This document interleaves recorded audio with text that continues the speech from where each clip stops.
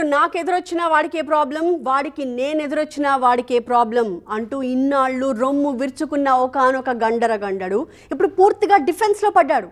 ప్రపంచాన్ని పీకి పందిరేస్తున్న America president గారు ఇప్పుడు తన కాళ్ల కిందకే నీళ్లు రావడంతో నేల చూపులు చూస్తున్నారు. ఆ గండరగండడు ఒక్కడు ఒకవైపు, మిగతా దేశాలన్నీ ఒకవైపు అన్నట్టుగా మారిపోయిన ఈ ట్రంప్ సుంకాల సినిమా లేటెస్ట్ అప్డేట్స్ ఏంటో చూద్దాం ఇవాల్టి బర్నింగ్ టాపిక్లో.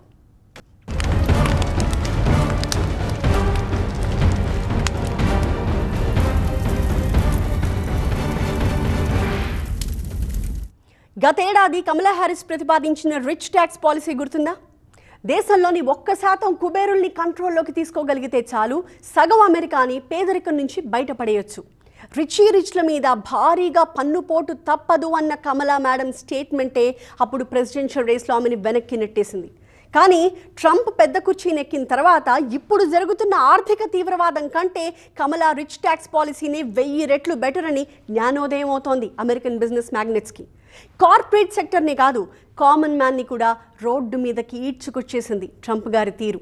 ఆయన బాధేసిన సుంకాల ప్రభావం ఒక్క అమెరికాకే కాదు, ప్రపంచం మొత్తానికి పిచ్చిలేపుతోంది.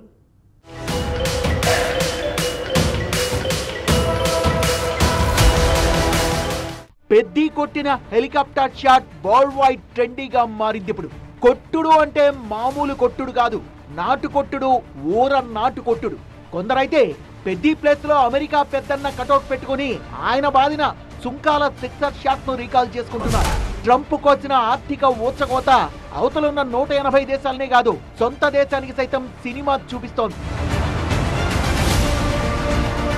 ప్రపంచ వాణిజ్యంలో బ్లాక్ మండే, గజగజలాడిన మార్కెట్లు. ఇండియాలో 45 లక్షల కోట్ల మార్కెట్ క్యాపిటలైజేషన్ ఆవిరి. ఒక్కరోజే 20 లక్షల కోట్లు గాయం. అన్ని స్టాక్స్ లోనూ రక్తపాతం. సొంత దేశానికి అంటుకుంటున్న ప్రతీకార చర్యల మంటలు. ఒళ్ళు మండి 56 రాష్ట్రాల్లో రోడ్డెక్కిన అమెరికా జనం. సుంకాలు, ప్రతీకార సుంకాలు, మరోవైపు ఆర్థిక మాంద్యం, భయాలు. ట్రంపాసురుడితో ప్రమాదం అంచుకు చేరిన ప్రపంచీకరణ. డొనాల్డ్ ట్రంప్ ప్రయోగించిన సుంకాల మందుపాతరకు ప్రపంచమంతా మెంటలెక్కిపోతోంది. రైతుల నుంచి స్టాక్ మార్కెట్ల దాకా అన్ని సెక్టార్లలో ఆర్థిక రక్తపాతమే. ముఖ్యంగా ఆసియా, ఆస్ట్రేలియా మార్కెట్లు నష్టాల ఊబిలో కూరుకుపోయాయి. జపాన్ నిక్కీ 8%, కొరియా కోస్పీ సూచీ 5% డౌన్ అయ్యాయి. Australia stock market 6%, Hong Kong stock మార్కెట్లు 9% పతనమయ్యాయి. ఇంతటి మహాపతనం సైతం ట్రంప్ మనసును మార్చలేకపోయాయి. సుంకం అనేది చాలా మంచిది, అమెరికా రోగానికి నేను వేసిన మందు, కొద్దిగా నొప్పి కలిగించినా ఆ తర్వాత రిలీఫ్ నిస్తుంది అంటూ కొత్త అర్థాలు చెప్పుకొచ్చారు. చైనా, యూరోపియన్ యూనియన్ తో మనకు వాణిజ్య లోటు భారీగా ఉంది, ఆ సమస్యకు ఈ ప్రతీకార సుంకాలు పరిష్కారం చూపుతాయని సోషల్ మీడియాలో ఆయన ఇచ్చిన తాత్పర్యం అమెరికన్లను ఇంకా రెచ్చగొట్టింది. చివరకు ట్రంప్ కు ఓట్లేసిన వాళ్లే సీటీ సించేస్తామంటున్నారు. అధ్యక్షుడి ఏకపక్ష నిర్ణయాలతో దేశంలో ద్రవ్యోల్బణం, నిరుద్యోగం పెరిగిపోతోందంటూ లక్షల సంఖ్యలో ప్రజలు రోడ్లపైకొచ్చి నిరసన తెలిపారు. డొనాల్డ్ ట్రంప్, ఇలాన్ మస్క్ ఇద్దరు కలిసి అమెరికాను నిండా ముంచేస్తున్నారు, గుండు కొట్టించేస్తున్నారంటూ ఆందోళన బాటపట్టింది యుఎస్ జనం. మీతో మేం చెయ్యి కలపం, ఎలాంటి ముందు చూపు లేకుండా మీరు చేసే అరాచకాల్లో మేం పాలు పంచుకోమంటూ హ్యాండ్స్ ఆఫ్ పేరుతో అమెరికా వ్యాప్తంగా నిరసనలు హోరెత్తిపోయాయి. 50 రాష్ట్రాల్లో 1200కు పైగా ప్రాంతాలు ట్రంప్ వ్యతిరేక నినాదాలతో దద్దరిల్లాయి. North Carolina, Massachusetts, Washington DC, New York, Chicago, Miami, ఎటు చూసినా ఒకటే నినాదం, Trump go back. Donald Trump రెండోసారి అధ్యక్ష బాధ్యతలు తీసుకున్న తర్వాత అమెరికాలో జరిగిన అతిపెద్ద నిరసనలు ఇవే. ఇంతటి భారీ వ్యతిరేకత దేనికి సంకేతం? ట్రంప్ టారిఫ్లతో అమెరికా కొరిగేదేమీ లేదు, ఇది అమెరికా ఆర్థిక వ్యవస్థని మరింత దిగజార్చే చర్య అంటూ మాజీ అధ్యక్షుడు బరాక్ ఒబామా సైతం తిట్టిపోస్తున్నారు. అటు అమెరికాలో భారీగా ఉద్యోగాల కోత మొదలైంది. రెవెన్యూ సర్వీసుల నుంచి 20,000 మందిని తొలగించింది ట్రంప్ సర్కార్. ఇదేమని అడిగితే ఖర్చులు తగ్గించుకోవడానికేనంటూ సమర్థింపులు. నిరసనలు వెల్లువెత్తడంతో అమెరికా అధ్యక్షుడికి ఫ్రస్ట్రేషన్ పెరిగిపోతోంది. ముఖ్యంగా తన తీరును ప్రశ్నిస్తోన్న విద్యార్థుల్ని టార్గెట్ చేశారు. నిబంధనలకు విరుద్ధంగా అమెరికాలో ఉండకూడదని, ప్రభుత్వానికి వ్యతిరేకంగా పోస్టులు, లైకులు చేయకూడదని హుకుం జారీ చేశారు.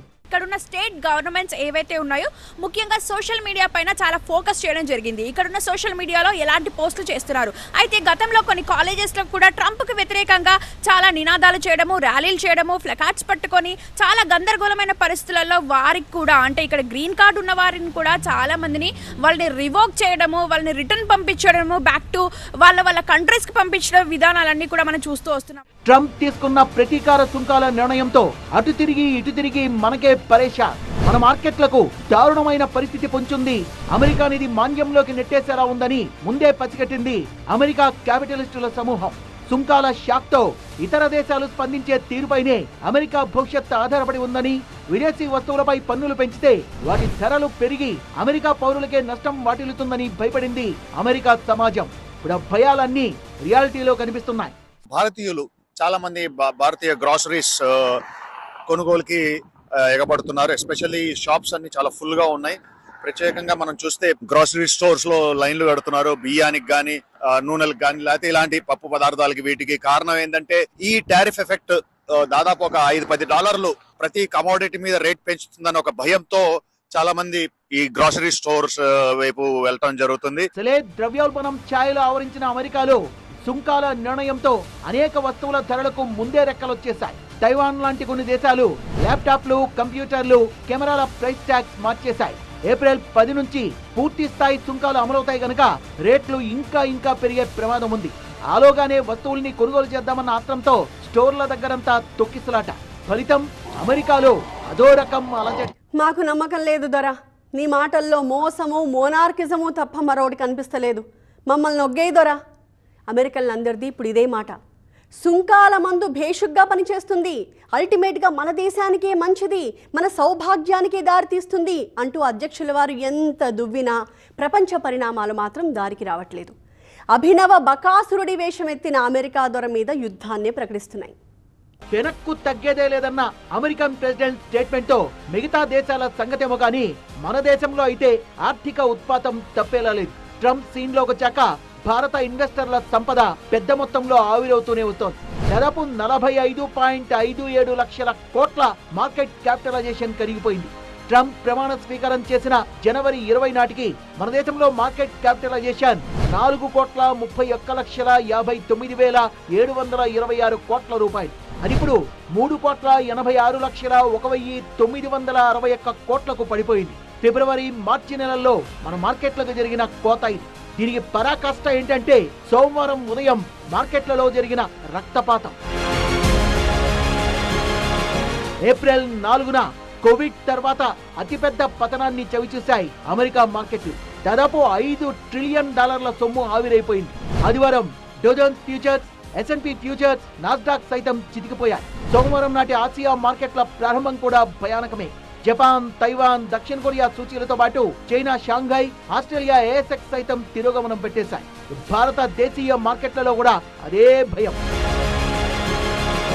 సోమవారం లావాదేవీలు మొదలైన గంటలోపే నిఫ్టీ 851 పాయింట్లు, సెన్సెక్స్ 2638 పాయింట్లు పతనమయ్యాయి. సోమవారం ఒక్కరోజే ఇన్వెస్టర్ల సంపద 20.16 లక్షల కోట్లు కరిగిపోయింది.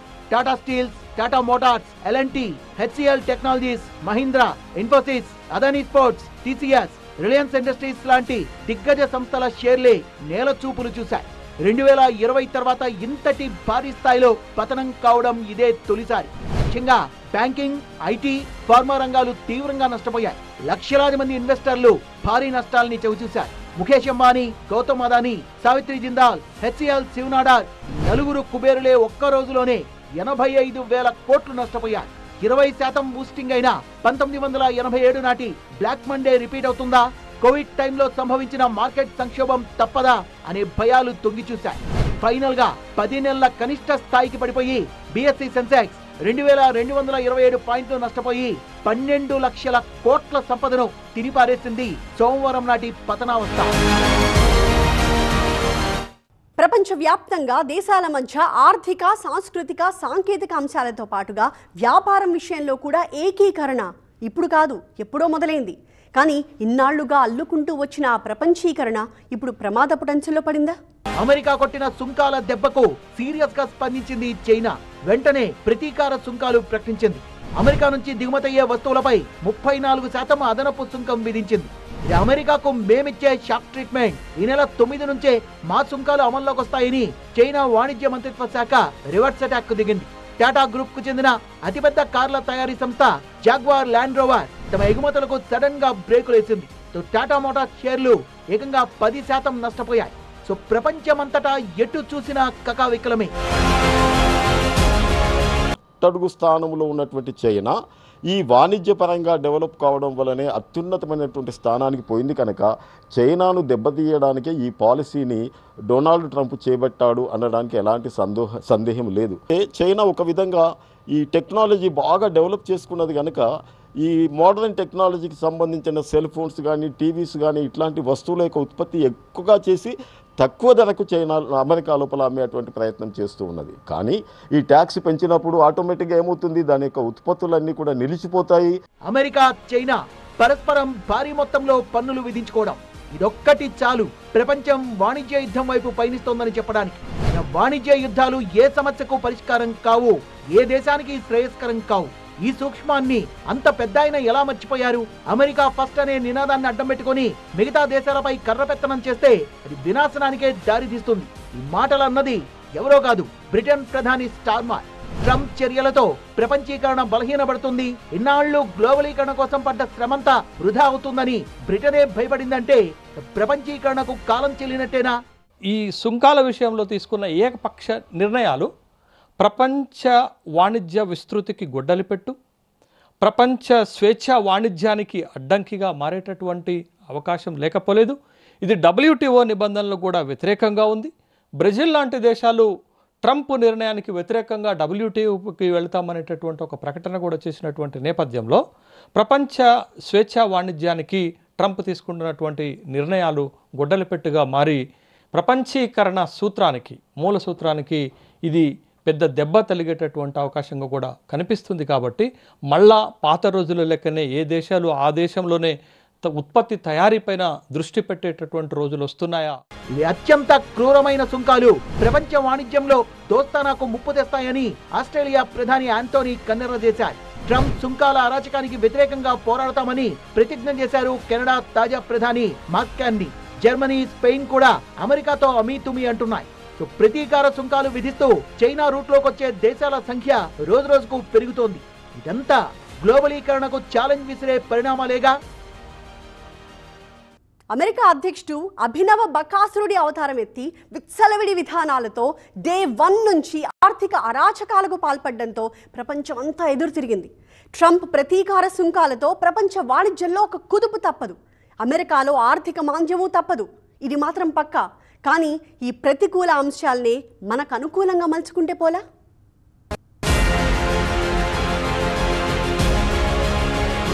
ట్రంప్ ప్రతీకార సుంకాలపై అప్రమత్తమైన భారత్ పోటీగా సుంకాలు విధించకూడదనే యోచనలో ఉన్నట్టు తెలుస్తోంది.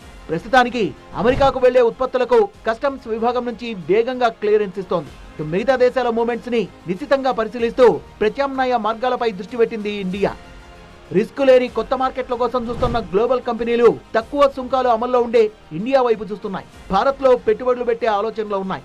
చైనా, వియత్నాం, బంగ్లాదేశ్, ఇండోనేషియా దేశాలపై అమెరికా అత్యధిక సుంకాలు వేయడంతో ఇండియన్ ఎక్స్పోర్టర్స్ కి అడ్వాంటేజ్ గా మారబోతోంది. లెక్కన రాబోయే 2-3 ఏళ్లలో $50 బిలియన్ పైగా మనోళ్లకు బిజినెస్ పెరిగే ఛాన్స్ ఉంది. ఆనంద్ మహీంద్రా లాంటి కార్పొరేట్ దిగ్గజాలు సైతం ట్రంప్ సుంకాల సీజన్ ని పాజిటివ్ గా చూస్తున్నారు. చైనాపై ఆధారపడకూడదన్న ఉద్దేశంతో ఇన్నాళ్లు చైనా ప్లస్ నినాదం ఉండేది. ఇప్పుడు US ప్లస్ నినాదంతో ముందుకెళ్లాలి అన్నది మరో సలహా.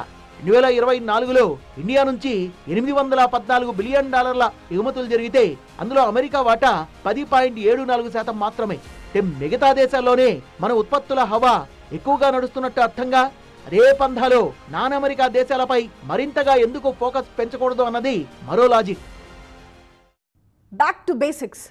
ట్రంప్ తీసుకున్న సుంకాల నిర్ణయం అన్ని దేశాలకు వాళ్ళ సత్తాల్ని వాళ్లకు గుర్తు చేసింది. వై ఓన్లీ అమెరికా అంటూ ప్రత్యామ్నాయాల గురించి ఆలోచించేలా చేసింది.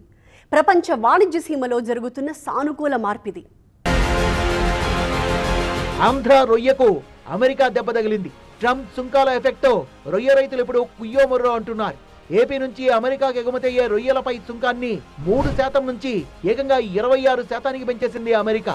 రవాణా, ప్యాకింగ్ తో కలిపి ఎక్స్ట్రా బాధుడు 50% చేరుకుంటోంది. క్రాప్ హాలిడే పేరుతో ఆందోళనకు సిద్ధమవుతున్న ఆక్వా రైతాంగం ఏపీ ప్రభుత్వాన్ని ఆలోచనలో పడేసింది. ఏపీ ఆక్వా రంగాన్ని ఆదుకోవాలంటూ కేంద్రానికి లేఖ రాసింది కూటమి సర్కార్. ఆంధ్ర రొయ్య రైతులతో మొదలుపెట్టి ప్రపంచం నలుమూలలా మాంద్యం భయమే వెంటాడుతోంది. భవిష్యత్తుపై ఆందోళన పెరుగుతోంది. ట్రంప్ టారిఫ్లతో ద్రవ్యోల్బణం పెరిగి కార్పొరేట్ లాభాలు తగ్గొచ్చు అన్నది నిపుణుల అంచనా. ఈ వినియోగదారుల సెంటిమెంట్ పై ప్రతికూల ప్రభావం చూపి దాని ఫలితంగా ఆర్థిక వృద్ధి నెమ్మదించి మాంద్యానికి దారితీస్తుంది అన్నది అసలు భయం. ప్రపంచవ్యాప్తంగా ఆర్థిక మాంద్యం నెలకొనే అవకాశాలని 40% నుంచి 60% పెంచింది జేపీ మోర్గాన్ సంస్థ. గోల్డ్మ్యాన్ సాక్స్ లాంటి సంస్థలు కూడా వాళ్ళ రిపోర్ట్స్లో గతంలో 35% రాబోయే సంవత్సరంలో రెసిషన్ వస్తుందని చెప్పి గతంలో చెప్పడం జరిగింది. కానీ ఇప్పుడు మరో 10% ఛాన్సెస్ పెరిగాయి. అంటే దాదాపు 45% వరకు కూడా రెసిషన్కి అమెరికా మార్కెట్ వెళ్తుందని చెప్పి ఒక రిపోర్ట్ రిలీజ్ చేయడం కూడా స్టాక్ మార్కెట్ని అతలాకుతలం చేసినట్టుగా మనం చూడాలి. ఇంకొక అడుగు ముందుకు వేసి జేపీ మార్గన్ ఒక నివేదిక రిలీజ్ చేసింది. అంటే రాబోయే 12 నెలల్లో ఖచ్చితంగా అమెరికన్ మార్కెట్ 50-50 కూడా కాదు 100% రెసిషన్లోకి వెళ్తుంది అని చెప్పి చెప్పడం జరిగింది. దీనివల్ల ఒక్కసారిగా ఇన్వెస్టర్లు భయాందోళనలు, మరోవైపు క్రూడ్ ధరలు కావచ్చు, ఇవన్నీ కూడా అన్ని వరుసగా గోల్డ్ ప్రైజెస్ కావచ్చు అన్నీ డౌన్ సైడ్ ఉండడంతో స్టాక్ మార్కెట్లో కూడా మనకి వాళ్ళ సెల్ ఆఫ్ జరిగినట్టుగా కనిపిస్తుంది. ఆర్థిక అనిశ్చితి నేపథ్యంలో ఫారిన్ పోర్ట్ఫోలియో ఇన్వెస్టర్లు సైతం అలర్ట్ అయ్యారు. ఈ నెల మొదటి వారంలోనే 13,730 కోట్ల రూపాయల విలువైన ఈక్విటీలను తెగనమ్ముకున్నారు ఎఫ్పీఐలు. ట్రంప్ తో మాట్లాడి మోదీ సర్కార్ ఏదో ఒక డీల్ కుదుర్చుకోకపోతే ఎఫ్పీఐ అమ్మకాల జోరు ఇంకా పెరిగి మార్కెట్లు ఇంకా లోతుల్లోకి పడిపోవడం ఖాయం. ఈ నెలలో దిగ్గజ కంపెనీలు త్రైమాసిక ఫలితాలని ప్రకటించడం, ఆర్బీఐ ద్రవ్య పరపతి విధాన సమీక్ష ప్రారంభం కావడం ఇవన్నీ కూడా మార్కెట్ సెంటిమెంట్ పై ఎఫెక్ట్ చూపుతాయి. సో బ్లాక్ మండే కాదు, ఆరెంజ్ మండే, రెడ్ మండే కూడా పొంచి ఉన్నాయా? మార్కెట్లకు ముందుందా అసలైన మొసళ్ళ పండగ?